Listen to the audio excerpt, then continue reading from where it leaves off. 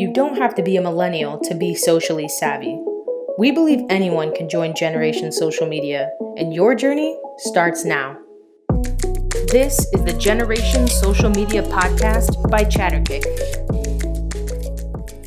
Welcome to another episode of Generation Social Media. I'm Beth Trejo, CEO and founder of Chatterkick, a social media agency. And I have Allison Gates with us today, our creative manager. And we're going to be talking a little bit about authenticity at scale, how you can create authentic content.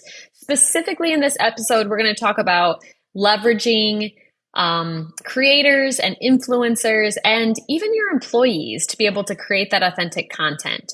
So Allison, welcome again to our podcast. And I'm excited to have a conversation about this with you today. It's a topic that I know is on a lot of businesses' minds. Yeah, definitely. And I think that's a stopping point or a pain point for a lot of businesses of like, how do I get content? How do I make content? And so I think, leveraging content creators or potentially working with influencers is a great option to do that. So how would you recommend that a business gets started with this? Getting over that kind of pain point of content creation, where do they even begin? So I think one of the biggest opportunities that businesses have is to look at the people closest to them that are already either creating content on their behalf, they're bought into the company, the brand, the mission. That could be employees, that could be some of your best customers that love to post online, or it could be people using your products. When you look at this, I think you have to kind of separate it out into B2B, which we service a lot of those clients where it's just not as easy to get user-generated content, and maybe the influencer space is just not as much defined. Or on the opposite side of that is B2C, where there's a lot of content creation, a lot of influencers. I think that's a whole different element of how you kind of create authenticity at scale, because you can have people using your products, you can show people wearing your clothes, demonstrating how your thing or item works, as opposed to B2B, where it oftentimes is just a little bit more complex, a little bit more obscure. Maybe it's something that you don't have a lot of visual representation for. And so I think it's probably important that we separate those two things out and maybe even start with the B2B, since it is a little bit trickier. And I think one of the things we've seen work really well on the B2B end, creating authentic content at scale with influencers or content creators, is leveraging your employees. And when I say that, I mean that they may already be talking about you on social media, on LinkedIn. You're not even asking them to do anything more than what they're currently doing, but it's helping to take that message and exponentially get it out to more people, whether that's your customers, your prospects, or other employees on the recruitment side. What do you think from a, let's say, kind of employee engagement or just showcasing your employees as influencers or advocates? What do you think is the key to that? Because I know we have a lot of customers who are using this strategy to generate content for them. And I'm curious what you think from a creative perspective is the right approach.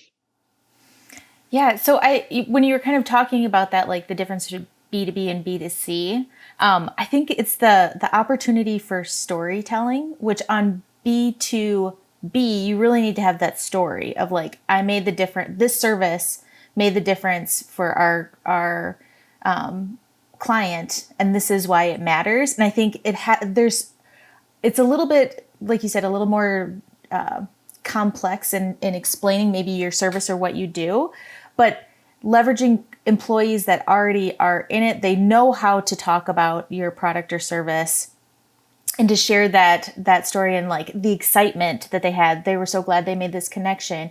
And I think how you can, kind of build that within your content strategy is making sure, first of all, that that's something that you want your employees to do, to say like, what are you guys talking about right now? If there's a Slack channel or something where you're able to celebrate some of those wins, like taking those bits of content, and it's almost something that really snowballs, because once employees see that, hey, we're getting featured, so and so's story got featured, or they got a shout out, on the brand social media channel for whatever, that kind of can snowball, and it you are telling your employees that this is an initiative, but it just becomes like a natural part of their day of like, hey, I'm gonna share this win in my Slack channel, but then I'm also going to send it to our social media team so then they can publish this as well. And we love that when clients share those little stories with us, because it's just like content gold. And it is the difference between, content that kind of falls flat of if you're a brand that's talking about a service like at people versus, sharing something exciting and having that emotional connection makes such a difference. Yes, that is such a good point, because I think that is the key in the difference between what is good from your employees or your customers, and then what is great is that when this stuff happens naturally and you're allowing other people to celebrate your wins as an organization, and it's in their words, it's not forced, right? You don't want to force it, because then it feels completely inauthentic, which is the opposite of what we're trying to do. And then I also think that there's an element there of it's greater than just the leadership or the management. It's the team's perspective on everybody moving in the right direction, creating content that tells different pieces of the story. And it's not all about company focused, right? It's kind of like a collaborative approach. And they're probably closest to your customers at times as well. From the front desk person to the product development people, they're all coming at a similar problem, or hopefully trying to solve the problem your company is solving from different angles. And to showcase those, I think, is probably the most straightforward B2B advocate or influencer strategy that you can get. Don't you think? Yeah, definitely. I mean, it's like you said, it's the people that they already have relationships with on a regular day to day. So you're not, you may be engaging with the content because you love the product and service too, but you also are connected to that person. So you're like, I love seeing them every day when I come into the office or whatever, when I, visit the company. So, I think making sure that, that connection is not lost. I think it's really similar to why reviews are so much more impactful, authentic reviews from people than the company saying, oh, our product or service is so great, this is why. People still go to look at the reviews. It's kind of similar to, employee advocates and some of those internal influencers that it's like you said, it's not leadership saying, oh, our values are XYZ. They're showing their values in the awesome service and what they're able to provide for their clients. Another really great piece of I wouldn't call them content creators or influencers in the B2B space are other businesses that have aligned audiences that are doing webinars. And I see this a lot in the software world or in the product world, where they may be solving completely separate problems, but they're both going after a similar audience. And so partnering or pairing yourself with those similar, they're different types of companies, but maybe having a joint webinar or you share our stuff, we'll share yours, or we're already creating content and we'll give you content that's net new for you to talk through. An example of this would be, let's say, so we do a lot of work with manufacturing companies, specifically as it relates to employer branding and hiring on social media. And a partnership that would make sense for us to leverage would be maybe an ATS or an applicant tracking software company that integrates really well with the social channels, right? We could do joint webinars together. We could come at different angles to the customer. We're providing value because we're talking about different, how much is your applicant cost looking like? And is it going up and going down? So they're in their zone of expertise. We're in our zone of expertise because we need a tracking software to appropriately understand how many applicants we're driving on social media. And so those kind of alignments for influence really do make sense, especially if you're both going at it at the angle of, we're not just going to push our stuff on people, but we're there to help. And you kind of have that same approach. And maybe you're already servicing similar customers. Again, that's probably the first step to identifying the who is like, don't start new. Just take an evaluation of where you're currently at. If I Google search your name, who comes up? Who else is kind of done featured or articles with you? And then start searching on the social platforms, right? Search your company name on Facebook, Instagram, TikTok. Is there creators out there that are already talking about you that you're just not aware of? Or, they're always your top fans. They're always your cheerleaders. Those are the great places to start, specifically in that niche market or B2B, which I think becomes more challenging than, again, if you have a product that you can send to somebody that is already a content creator and can create content on your behalf. I think a lot of people understand that model, but it's the other one that they get stuck on. Yeah. Well, and I think, when, as you'd mentioned, in finding that content, Instagram is a great place to find the people who are already talking about your content, but just also to not forget about some of those other platforms as well. Like you said, who is consistently engaging with your content? That it's quite possible that they are sharing or talking about that on their personal platforms or personal profiles as well. A couple other ideas on where to start is if you're doing speaking or presentations or maybe even trade shows, using the hashtags to see who is the top influencers on those hashtags.